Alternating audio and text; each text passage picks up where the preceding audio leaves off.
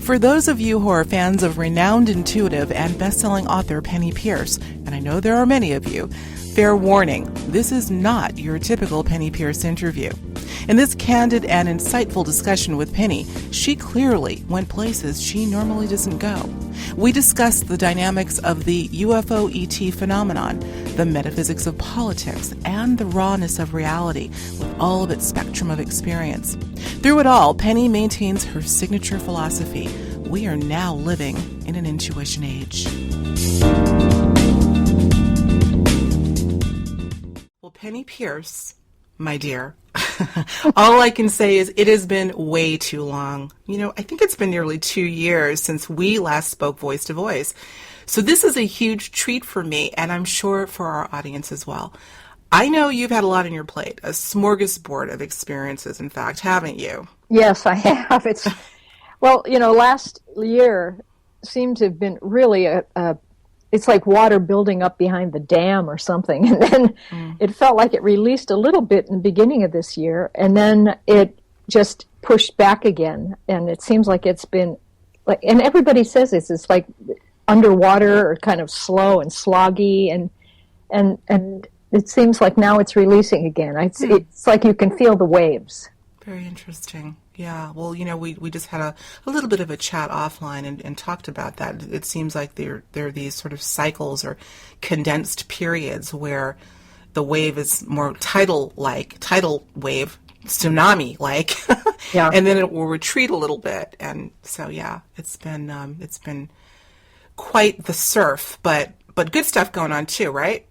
Well, I think it's all good. You know, even the denser, slower time periods are helping us reach deeper things inside of ourselves that we need to clear, or put us in touch with, you know, we were talking about a lot of people had died, and I think, you know, although that's sad and we miss them, it also puts you in touch with those other realms where they now are, and helps you, you know, open yourself and expand. Agreed. And, you know, you talk about that connection that might be made with those crossed over. You and I have talked about the veil thinning between this denser world and all else. So maybe that's happening as well, so that there's a lot of things sort of converging.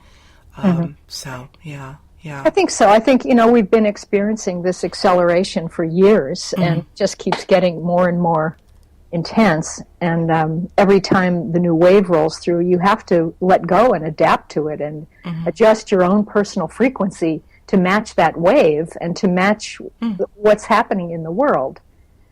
I think the physical plane is going up in vibration, and so our bodies are going up, and our minds are going up, and our emotions are going up, and we're clearing, basically. And it is that the physical world is more closely matching the vibrations of the non-physical world. So that's why they seem like they're merging. Yeah. They've always been merged. We're just becoming aware of that frequency where we can feel both at the same time.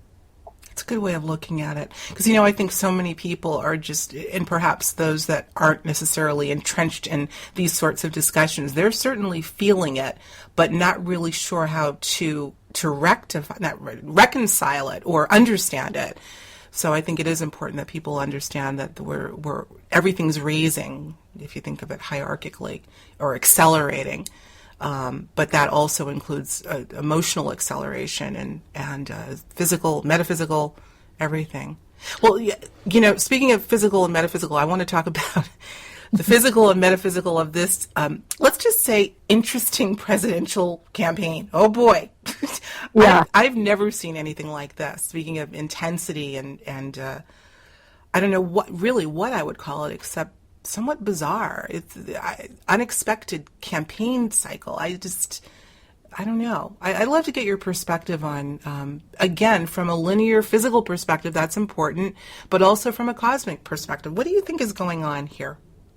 I think politics is one of the areas where the clearing of the subconscious mind is showing up blatantly, because, you know, part of what I've written about in Frequency is that we're in a transformation process, and part of that process is this acceleration, raising the vibration of the body, which then really raises the vibration of our emotions. and that means that things that we've suppressed, denied, tried to keep out of view are now, let's call that low vibrational feelings. There's no place for those to be stored anymore because the whole level of everything has risen up so much that a lot of the subconscious fears and emotional wounds and things are now coming into the conscious mind. They're being freed, and they're in solution. They're floating around now, and as they come up, we start to remember them, or they reenact in our lives, and then we don't want to have to look at that, so we try to suppress them again. And we may go through many cycles of this resuppression of things we don't want to look at, until the force builds up behind the dam so much that it breaks through with drama and trauma and kind of explosions of, uncontrolled energy. And so I think we do this at an individual level. Each one of us is clearing our own, private cache of fear, but also societally, and culturally and nationally, these things are clearing. So I think this is what's affecting politics in general. It looks like we're going to hell in a handbasket, in society. That's putting it mildly. Because it looks like as all this negativity surfaces out of the unconscious realms, and it's now conscious, it's in the news everywhere. It's, the school shootings and child abuse and all this stuff is now public. It looks like it's overwhelming us, but really it can be cleared. However, as this all comes up, we want to suppress it. And I think there are two pathways. One is you embrace what's coming up, you seek to understand it, you look at it, you find the truth that's inside of the contraction, and then it clears. And then you become more loving and more clear and more wise. Or you go into fear about the fear and try to resuppress it. And then you do that by using, I call it fight or flight methodologies. It's the adrenal gland's reaction to fear. That you either fight it, which would mean to become controlling and dominant and, dictatorial and narcissistic, or you avoid it, and flight would be being a victim and like, I don't know what's going on, and I'll give my authority over to the leaders. I don't know anything. That kind of vacating of your responsibility in some ways. And so I see that working out in politics right now. The two, absolutely, I do too. The parties, the bipartisan. Of course, as fear comes up, we focus on contrast, conflict, oppositions, either or. And so you take sides. Right. Well, this pattern of opposition in politics and the fighting and the backbiting and the name calling obviously didn't just emerge this particular cycle. No. It's been building up, but again, I think it's definitely reached a threshold. I'm going to name a name here. I don't like naming names, so you can't help it when you think of tumult and bringing out the angst and emotional just rawness in people. That would be Trump. Obviously, at least that's a portrayal that we're getting in the media. But I love what you're saying, Penny, about what he may actually be representing archetypally.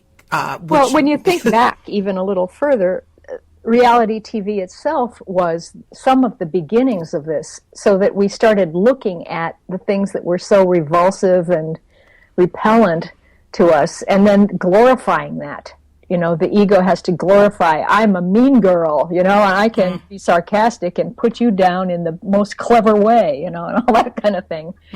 And so basically, I think that Trump was a reality TV person, and now he's still a reality TV person, and he's milking that kind of marketing to glorify his own narcissism. I think this is that particular kind of reaction to the accelerated energy. He is the epitome of that, representing the spearhead of that, and it's kind of like everybody would wish they could be him in a certain way. Although a lot of what he, I think, projects is a front. Mm-hmm. Oh, I'm no not sure that he's like that underneath at all, you know. Right. But that's what people want to believe. They want that. But also they're sick of, partly, I think the good thing is they're sick of the old political paralysis. Mm-hmm. And they want something to change.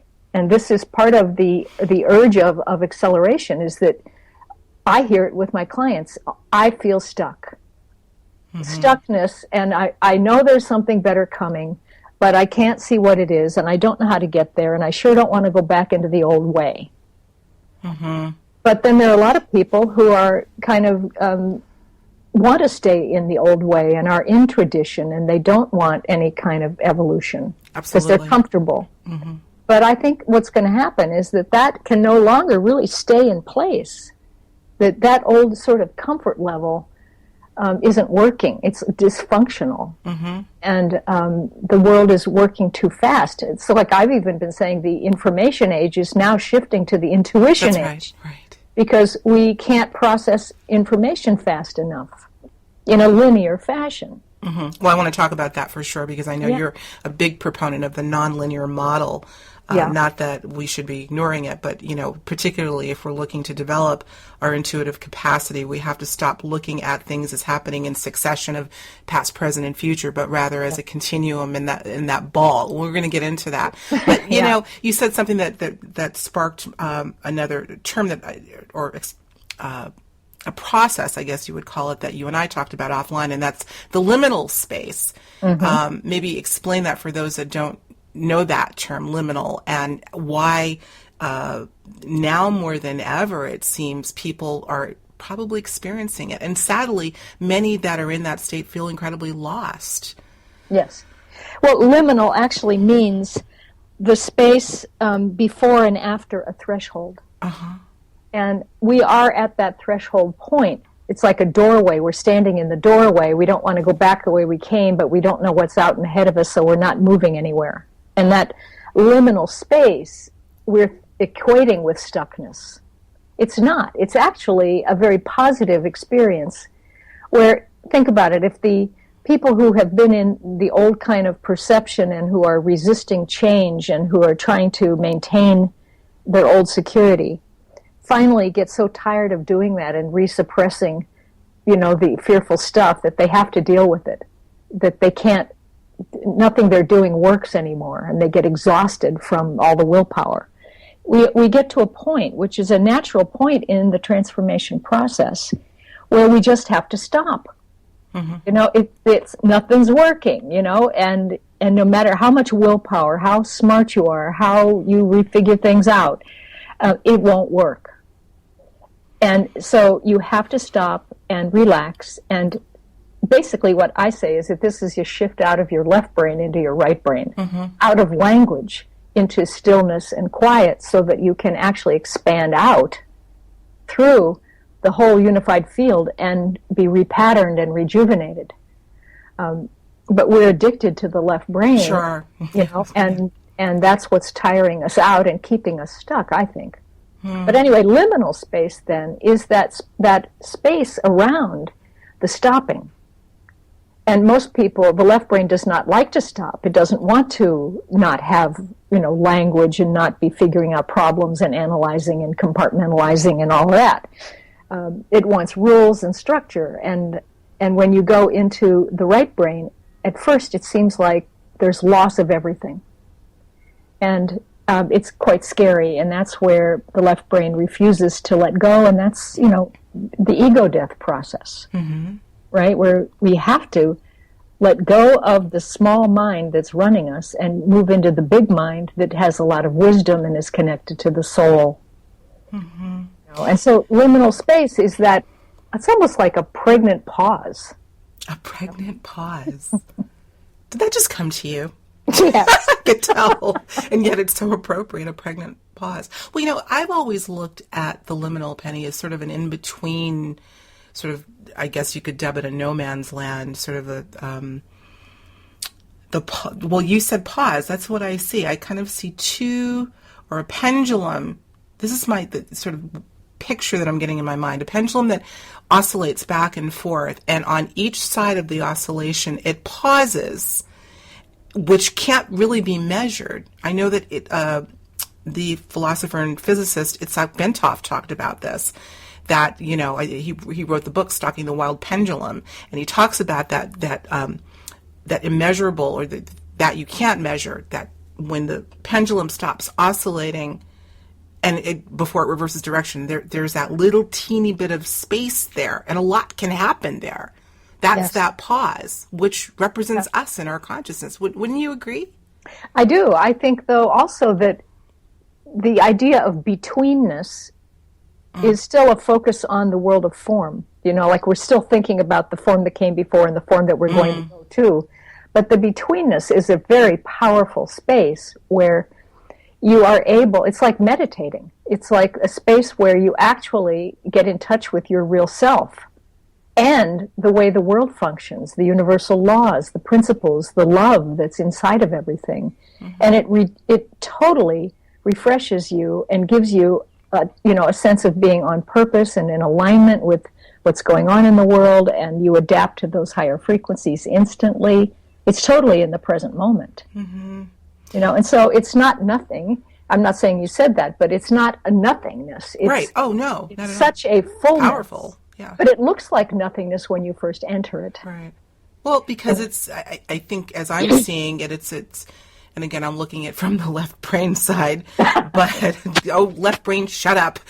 You're talking to, but I'm looking at it, Penny, as sort of and I tend to think in with illustrations, it's definitely a nonlinear space. I say that, I'm just kind of using that as a definition, but it's not really space. It's filled with presence, yes. But it's a moment where time and space actually collapse before it goes back into time and space. It's like, again, pause. I think the pregnant pause, I think, is the perfect Well, thing. I think a lot of times we're learning now, part of this acceleration is that we are living in a huge, vast present moment. And it has expanded so much that it has swallowed up the past and the future and other realms. I mean, it includes the globe. It includes the other worlds. There's no line between, you and, the other worlds anymore. When people died, we were on the other side, but now there's no other side. It's all a big ball of reality with all kinds of frequencies inside of it. And the one you're in now is one frequency. If you changed your vibration, you could be in a different reality if you wanted to, and I think that, that's part of what we're learning is that we are in a present moment, and that's it. We're in the center of this huge ball. We never leave it. There's no outside world. And we have everything already. Just put your attention on it, and you've got it. It'll come into form if you want it to. You have said time and time again that now versus a while ago, years ago, now more than ever, that this is the case, that, we have the ability to manifest a given reality instantaneously because now it's all there. Now it's all there. I think I've asked you this before. Why now versus 20 years ago? I think it has to do with the frequency on the planet. As it goes up and we adjust to it, the mind becomes more open and more sophisticated and working at a higher level. And now certain concepts make sense. And now you can kind of see it used to be we thought of ourselves as solid bodies separated by empty space. And we didn't even really think of the invisible worlds. It's like, heaven is out there somewhere, But now, because the vibration is so high, that we're much closer to the non-physical, invisible worlds, and we feel them all the time. How I call it an inner blueprint. Your thought, a combination of your thought and your emotions, and how you see something, creates the physical version of that. We see that all the time. And that if you change your inner blueprint of something, that the form will change almost immediately anymore. excuse me, I've got a crick in my throat. If you need to take a drink of water, that's Right. fine. I can.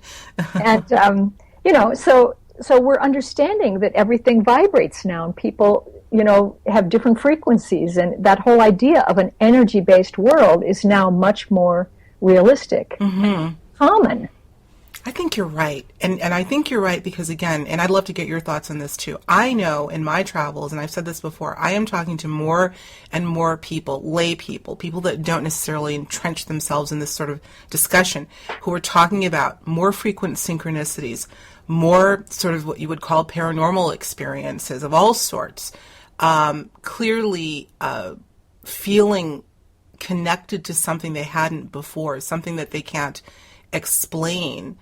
I know that I'm getting those accounts personally. What about you? Are you hearing from other individuals that are saying the same thing? Are you seeing a trend in terms of the feedback that you're getting from other people? Oh, huge trend in it. Yes. And all over. I mean, I have clients in Dubai and all over the place in the world who are interested in these new topics. So when I first started off, you couldn't even say the word intuition in a business setting. Right. That's changed, definitely. Yeah. So it's in a very short period of time when you think about it. You're right. And this acceleration, boy, oh boy, it's just like almost every year, I think more people are coming into the fold of the consciousness movement or the soul movement or whatever you want to call it, understanding that, I don't know, what do I want to say? It's like there's a difference between religion and spirituality. It's not New Age, and yet it doesn't have to have a lot of dogma in order to, or rules. There are innate principles that govern the way things flow, and you can be directly connected to God. You don't have to have priests do it for you. This is, I think, kind of what's underneath this new spiritual movement, is that you do it yourself, but you're also connected to the whole, all the beings in the world, and the enlightened and ascended masters, if you want, and just everybody, and they all help. All of them, yeah. Alone. We're not alone.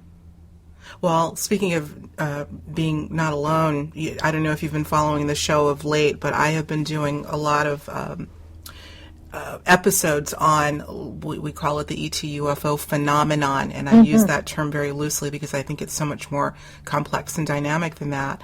But I have to tell you, Penny, this is by far the most popular subject I've covered. I thought it was animal reincarnation because I was into that for a while, and I think that has merit. I think that's a equally fascinating subject. But in terms of the direct feedback that I'm getting from the audience and coming forward with their own stories of feeling connected to some aspect of non-human intelligence is astounding to me. And I think this is related to what we're talking about, that perhaps people who heretofore hadn't felt this sense of connection to something that they couldn't quite put their finger on, they're feeling it now, and they're talking about it more. So there's a lot of different things going on at the same time. There are, and it's all interconnected. I don't talk about, these, UFOs and intergalactic things all that much, but I work from a very deep kind of intergalactic place in myself, and I have a very strong connection to ancient beings who have come to the earth and all of that.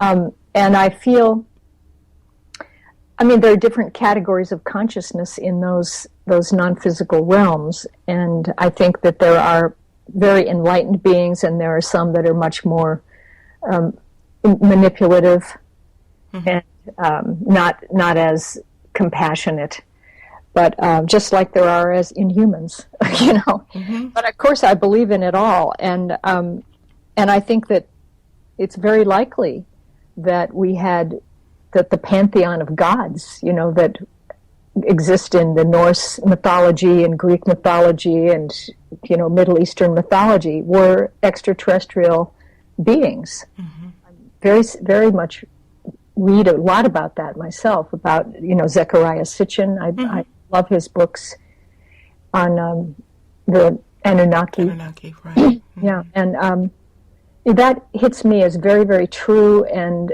that there's a big ancient history of the planet that we are discovering. And we'll see how, the religious being, like Jesus and Buddha and Krishna and all of these great beings fit in with the intergalactic teachers and the ascended masters. Mm-hmm. So there's something, I don't think we need to keep esoteric teachings and scientific teachings and religious teachings and, all this separate. Mm-hmm. I think they all interweave, and we'll come to a place where that is going to make phenomenal sense to us. Mm-hmm. And when we remember our hidden history of the planet, wow.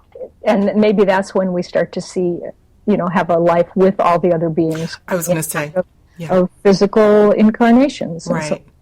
Right. Well, that was really my next question. With all of this sort of personal as well as collective epiphanies that many of us are having, might this eventually usher in a revelatory moment? There's a big D word of disclosure in terms of the final "we're not alone," and not just the announcement of "we're not alone," but them showing themselves. I don't know. This is another question I've posed to other people that have said absolutely. Everyone has sort of a different feel about it.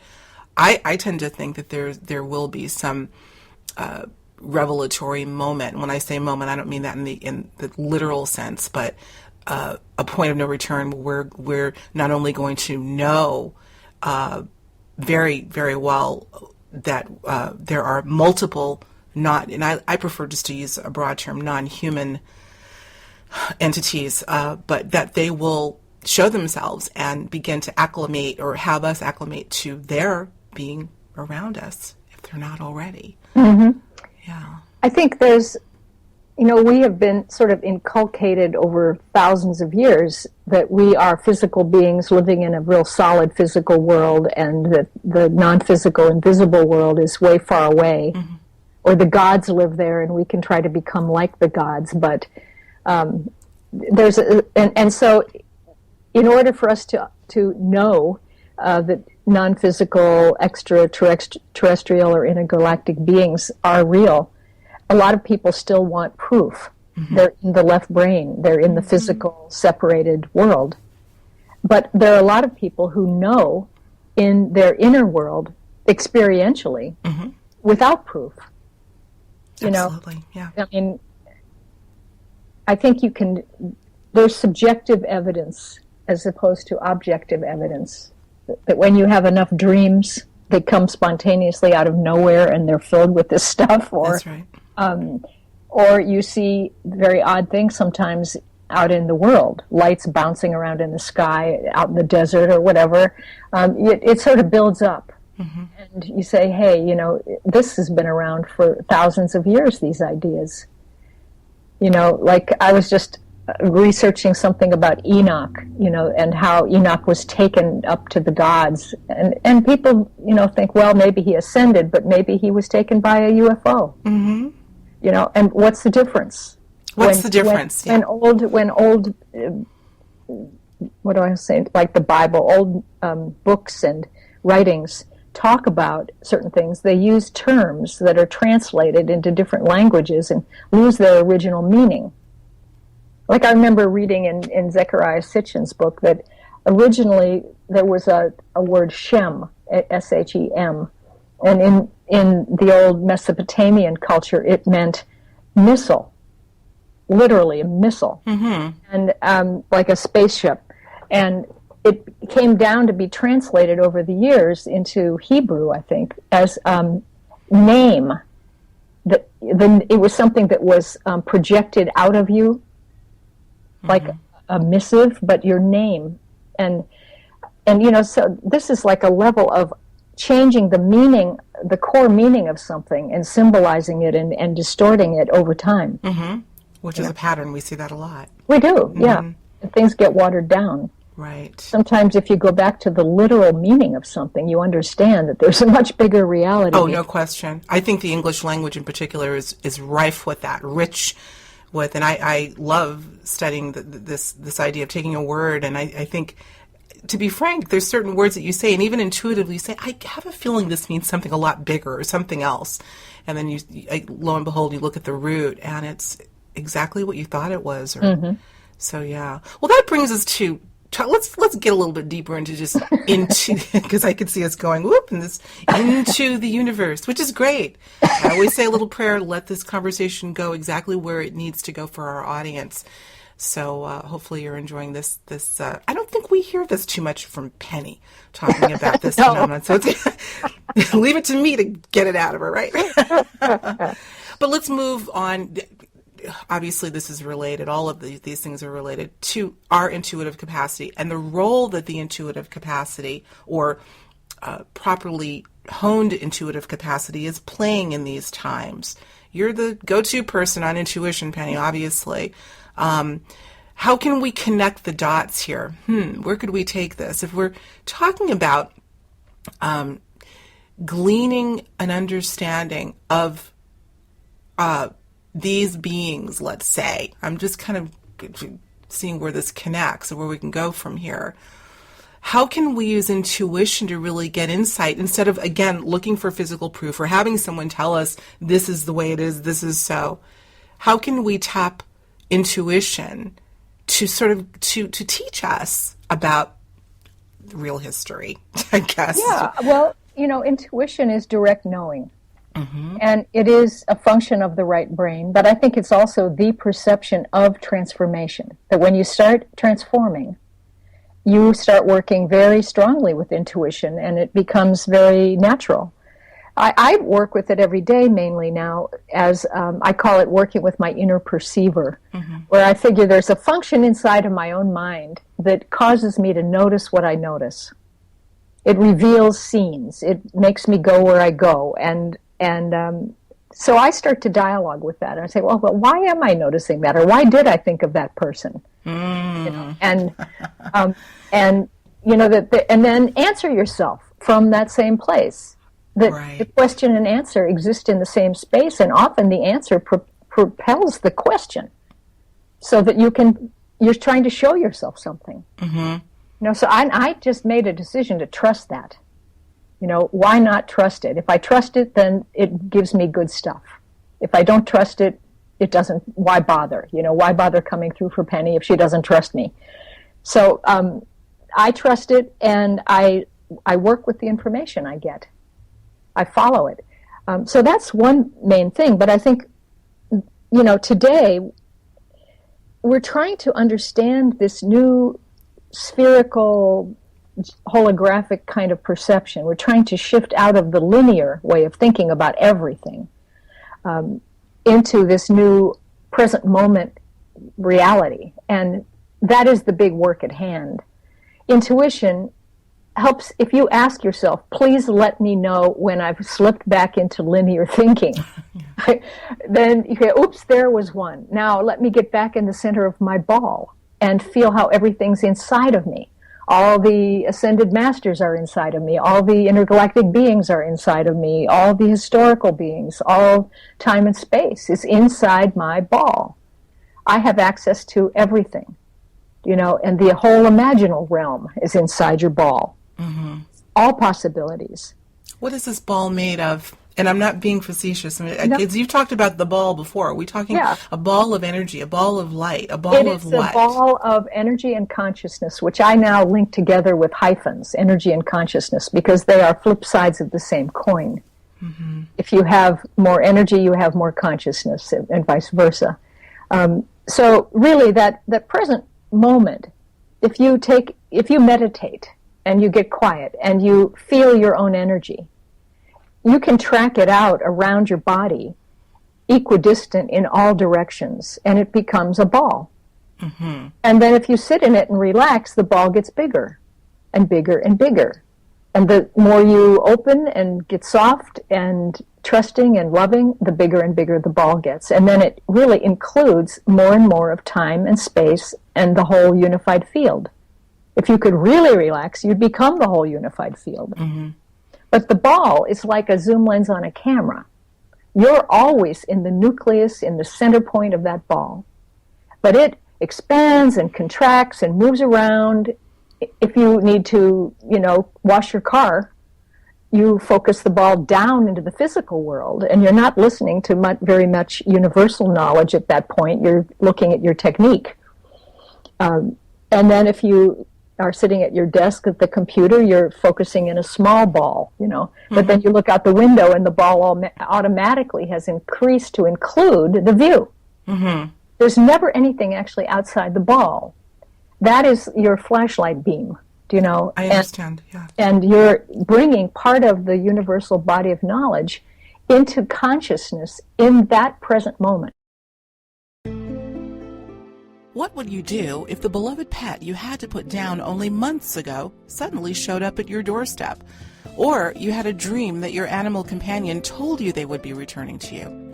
Hi, I'm Alexis Brooks, and after having my own amazing animal return experience, I've put together a compelling presentation called The Evidence for Animal Reincarnation, Clues, Characteristics, Confirmation, that include miraculous stories just like mine that happen to real people just like you. You'll hear powerful accounts of animals returning to their owners after they've died. You'll find out if you can actually encourage your lost pet to return to you and ways to learn whether they already have.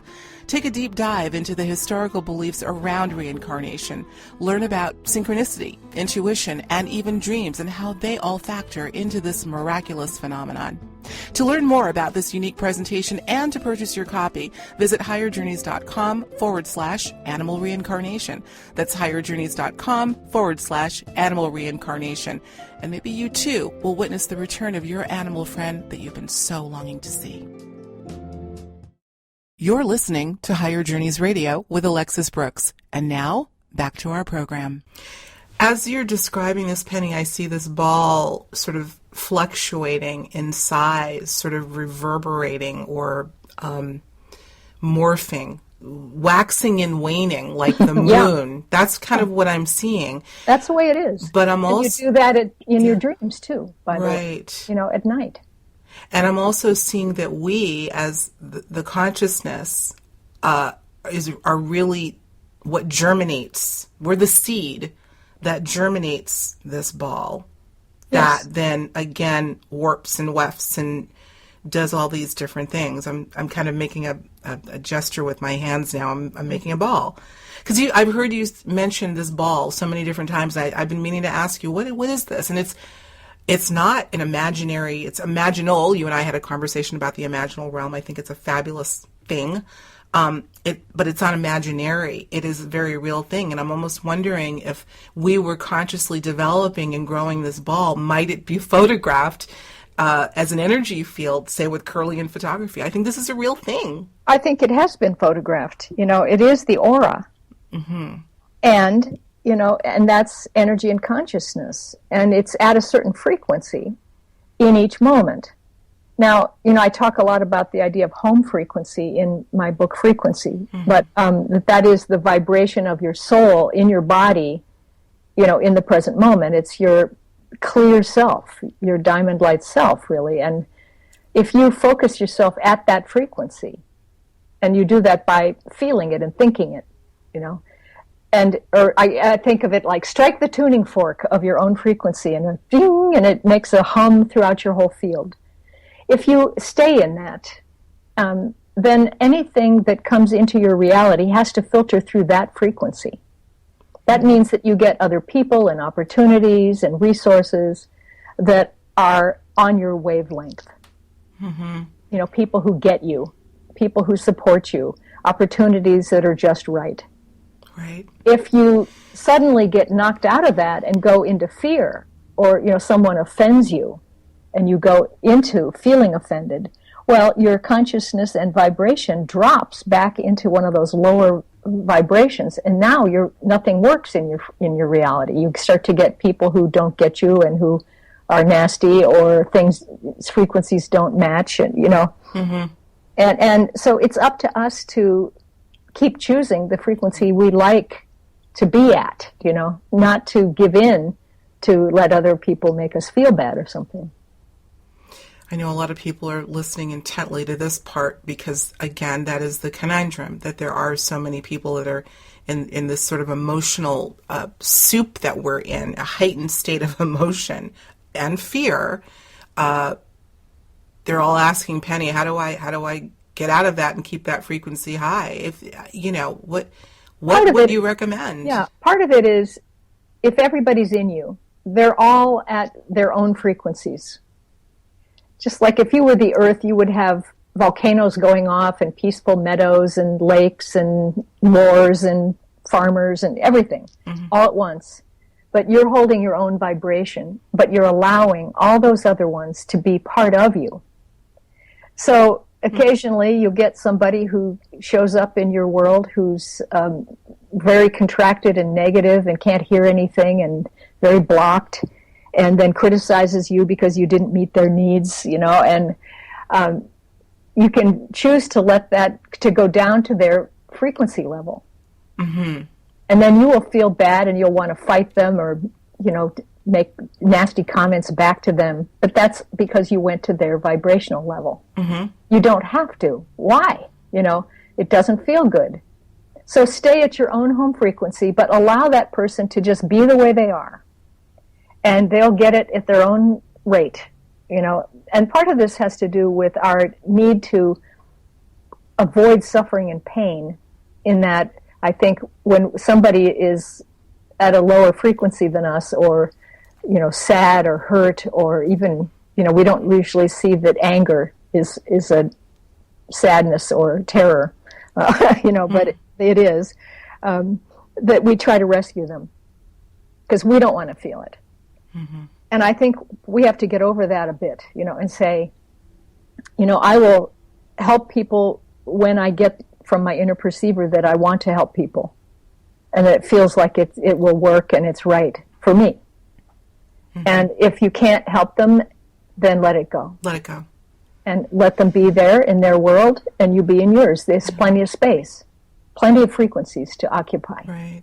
So the thing that I'm hearing loud and clear is that when you have someone that is causing some sort of tumult in your life, a relative, a coworker, and they're antagonistic, and you've been, let's say, confronted by them, although the temptation is to respond in a like manner, they say something mean to you, you say something mean back, you make the decision to withdraw. I know that can be difficult because, again, for those that are sort of marred in the left brain, it is extraordinarily difficult. This is why it is of utmost importance to understand the right brain, because that's where the right brain comes in, really, right?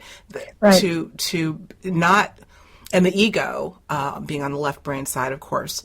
I think when you're overly invested in the left brain and identified with it, it becomes ego, where you feel very separated from everybody else. But if you go to the right brain, you feel unified with other people. And it's all one mutually supportive world, But it would going back to our talk about Trump and politics right now. It's like he is representing that function of that consciousness that wants to hurt people. You hurt me, so I'll hurt you.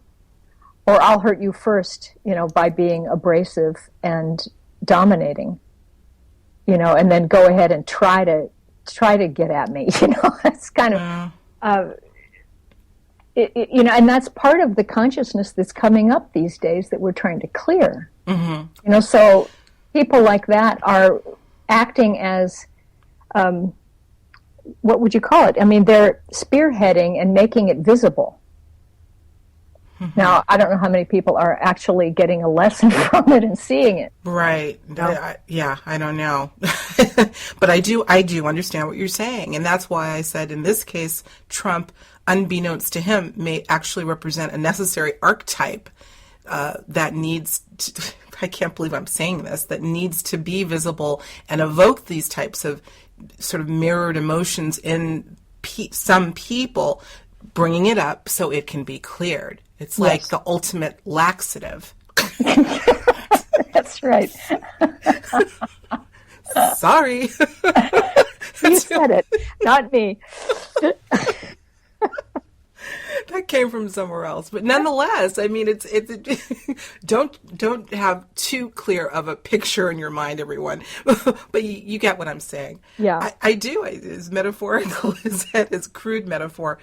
Yeah, I've never thought of it that way. That really. Well, part of what I think is happening, and I wrote a paper on this that's on, I think it's on my website, about intuition in politics and seeing through the smokescreen of spin, and that, I think that what's happening is people who are waking up consciously now are not just becoming liberals, because liberals and conservatives are like two sides of an issue that I said before, the adrenaline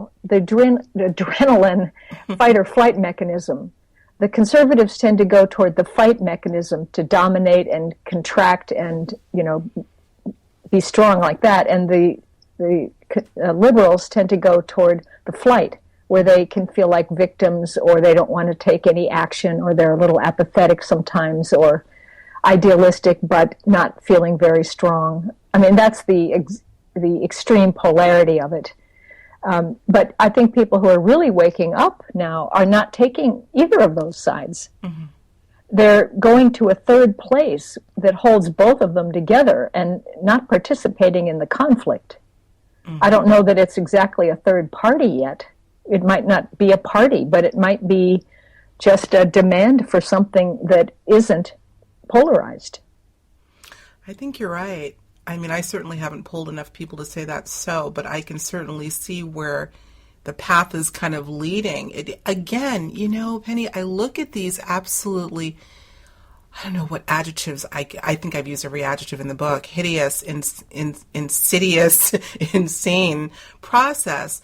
And I've always looked at something that when it's that heightened and that obvious, I always say to myself, I wonder if this is just a very, very poignant way of getting people to the point of making that shift into something that is more beneficial for them. It's like a shoehorn. Yeah. I think people have forgotten a little bit about, I'm actually quite patriotic and about the early values of our country, and the founding fathers and all of that. But when I look at a person who's going to be president, I want them to have character. I want them to be a good human being and have some kind of wisdom, and they treat people well and they make good decisions. And I don't understand how, especially conservative people who really have pretty much tried to champion that, can look at him and think that he's like that. I'm sorry. Yeah. I've often wondered whether, and it really not just this one individual, but the whole sort of cadre of this whole parade of people, which is obviously it seems down to whether it again is indicative of a precipice into something just completely different. I mean, again, we've seen a buildup of political insanity for many years, and each year I remember people, this is just crazy, and backbiting, and the smoke screen, which is getting thinner and thinner. I think it's comical. I mean, these are like a bunch of bad actors in a B or C movie. How can anyone be taking this with any level of seriousness?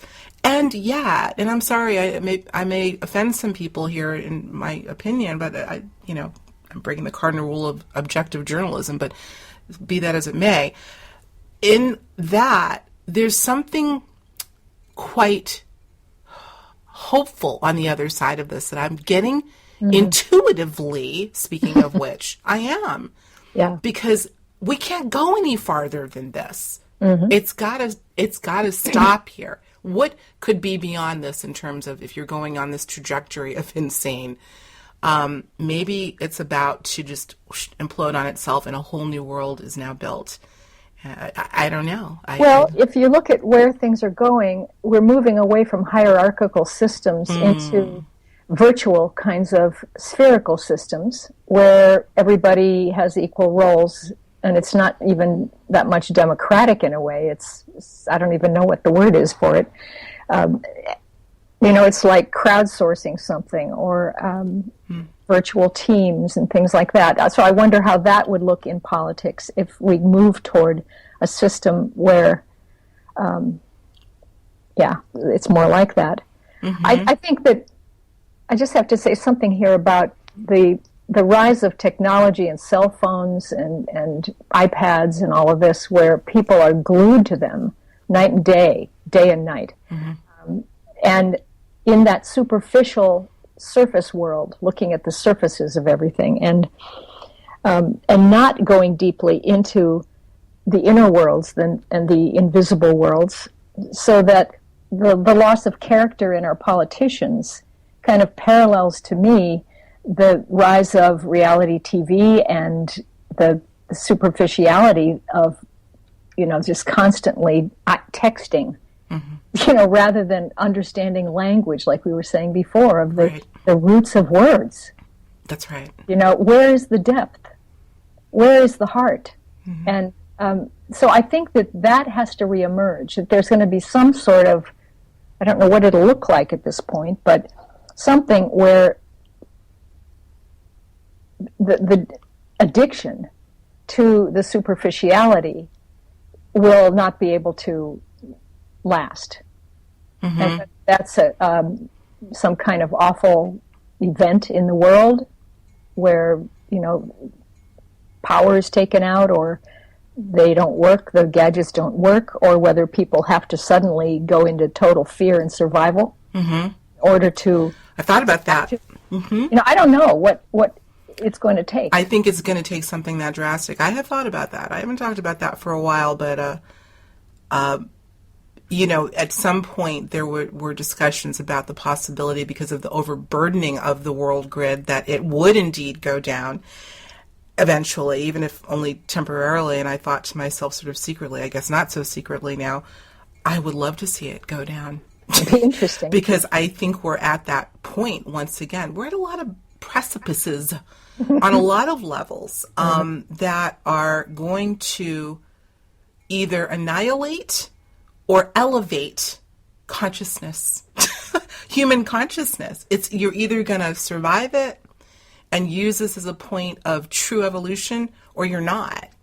And this is one of those things, you and I have talked about this as well, this overuse of technology and overdependence on technology as really sort of a surrogate for human interaction. It's very alarming to me. Yeah, but at the same time, there are some interesting things that come out of it. Oh, sure. Principles being revealed, like, for instance, how easily you can connect to all the knowledge in the world. Absolutely. And how easily you can be connected to so many people through Skype and the phones and no doubt everything. It's like we're starting to understand principles of the intuition age, which is about collective consciousness, mm-hmm.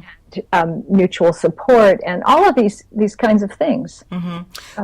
Well, that's sort of that dichotomy. I've always, again, these tools or these things that we tap are quite neutral. I'll use the analogy of the fire that can keep you warm or burn you, the water that can quench your thirst or drown you. Technology is no different. Absolutely, it's a brilliant thing. What are we using right now to have this conversation? Exactly. But above and beyond that, we have to make a conscious decision as to what degree we're going to. Are we utilizing technology? Are we using technology, or is technology using us? And that's a personal choice. So, mm-hmm. And I think intuition comes to play there as well. How many times has the intuition maybe said to you, get off the computer. It's not good for your eyes, and you keep going. Well, I think the addiction to the screens mm-hmm. is another way that we try to suppress the unconscious stuff that's coming up. Mm-hmm. Avoidance is a great mechanism for not having to deal with it. Mm-hmm. And if you can be addicted to TV or phones, you don't have to look at that stuff. Right. For sure. Yeah. Well, so fascinating, because the accelerated energy of this high frequency energy is kind of coming up through the pores of everything, and it's just flooding us. so that in some ways it's coming at us from everywhere, but then the negativity seems to also be coming at us from everywhere. And it really matters now what you put your attention on. Mm-hmm. Whether you put your attention on the high frequency energy and the new reality and say, this is where I live, this is my world, and I'm going to create this world by keeping my attention focused here. Or let yourself get distracted from that and say, oh, what about this happening and that happening in the news and the poor people and the blah, blah, blah, and then that's your world. They are diametrically opposed and getting farther and farther and farther apart, those two worlds. They're bifurcating. They're bifurcating. Yeah, and so you have to choose what world you're going to live in now, or else, you're going to go down the drain with the negative ones, I think. So, I'm really paying attention to what you're saying in terms of, and I've heard you say before how attention now more than ever is expedient to talk about speed to market, speed to reality when you put your attention on something in terms of manifesting. And you use the illustration of turning on the news and seeing a bad story and being affected by it. Are you suggesting that people should just turn it off and not look at all? And because if you're seeing something that you're affected by, you're going to react, but don't live there. Is that what? Don't sustain that feeling. Don't identify with it. For one thing, okay. But I think you have to live in your home frequency. You have to remember, I'm in the center of my own sphere. Mm-hmm. I have my own frequency that I love. Now, the news is one frequency that lives inside the ball with me. I can watch the news and see what's going on, and I can decide if I want to do something about it, or let it help me think about life and what's important to me, or whatever. But you don't have to match its frequency and live in it. Mm-hmm. Gotcha. Use it as data, and then. I get to the point where I don't really want to watch it that much anymore because it's kind of weighted in a certain way toward things that I don't feel like I can help in that particular way, of go to some foreign country and give out food or something, Right. That would not be my life. My life is teaching and helping people understand how they can change. That's what I've decided I can contribute. Mm-hmm. And everybody has to decide that for themselves. Everyone has to decide that for themselves, not be told what to think and how to react, for sure. Well, I have to tell you, Penney Peirce, I said a little prayer, dear God, let this conversation go where it needs to go. And you know what? By golly, I think it did. Don't you agree? I do. It was fun. It's always fun talking to you. Tell us what you have going on, and then we're going to have to sign off until next time. Yeah. What's in the hopper for you? What's in the hopper is I'm writing a new book, and that's going to take several months. So I don't have any travel plans right now, but I am still doing private counseling. Mm-hmm. So people can find out about that on my website, which is just my name, pennypeirce.com.